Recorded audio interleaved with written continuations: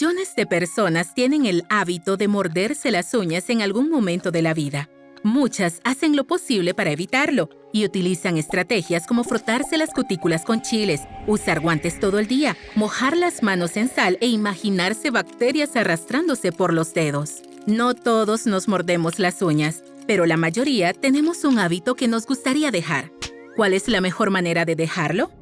Los científicos definen los hábitos como comportamientos regulares que se toman de forma subconsciente en respuesta a determinados entornos, un lugar, una hora del día o un estado emocional. Pueden ser cosas sencillas, como peinarte cuando estás estresado, pero también prácticas complejas arraigadas en la rutina, como quedarte despierto hasta tarde o prepararte el café a la mañana. Si haces algo con frecuencia sin pensarlo mucho, probablemente sea un hábito. Se forman porque en algún momento el cerebro aprende que son beneficiosos. Digamos que después de abrir un correo electrónico estresante, te muerdes las uñas. Es gratificante ya que centras tu atención, lo que reduce la ansiedad que genera el correo.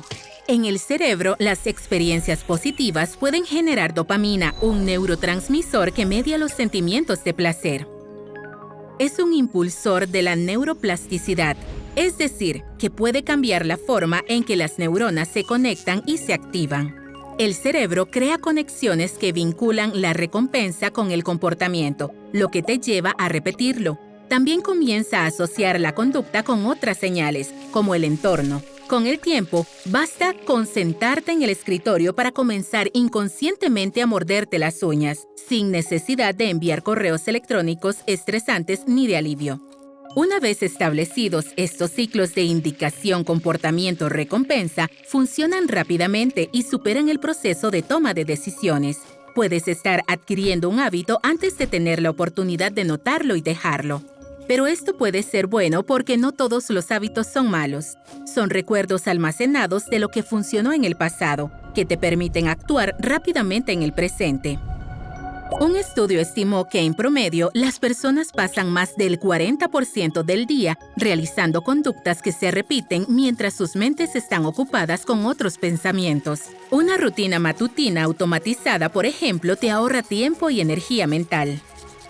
Pero muchas personas tienen hábitos obsoletos y las investigaciones muestran que las intenciones a menudo no llevan a un cambio de comportamiento a largo plazo. Esto no quiere decir que no puedas dejar un hábito, sino que al comprender de dónde vienen, puedes crear mejores planes para cambiarlos. Sabemos que los hábitos suelen estar determinados por los entornos y las rutinas. Estar acostado en la cama puede provocar que veas el teléfono sin parar, o ver TV en el sofá puede darte ganas de comer algo dulce. Una de las maneras más eficaces de controlar el comportamiento es identificar estos lugares u horas del día. Luego, intentar modificarlos cambiando tu rutina o creando obstáculos que dificulten la realización del hábito en ese espacio. Mudarte, cambiar de trabajo o un cambio horario son momentos particularmente buenos para dejar un hábito o adquirir uno nuevo. Un estudio realizado en 2005 hizo un seguimiento de los hábitos de ejercicio, lectura y visualización de la televisión de universitarios antes y después de cambiar de escuela. Cuando cambiaron de entorno y rutina, sus hábitos, incluso los más arraigados, cambiaron.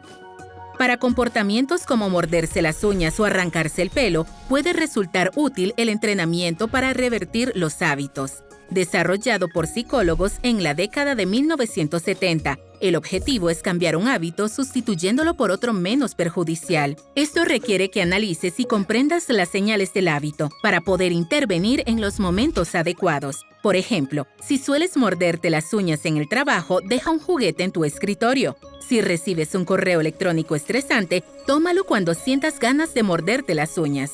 Romper un hábito lleva tiempo, así que no olvides tener paciencia durante el proceso. Y si bien muchos se centran en los malos hábitos, también vale la pena celebrar los buenos que nos ayudan a avanzar con rapidez y éxito en nuestras rutinas diarias. Sigue cultivando tu mente mientras aprendes sobre su funcionamiento. Suscríbete a nuestro canal o mira estos videos. Tu cerebro te lo agradecerá.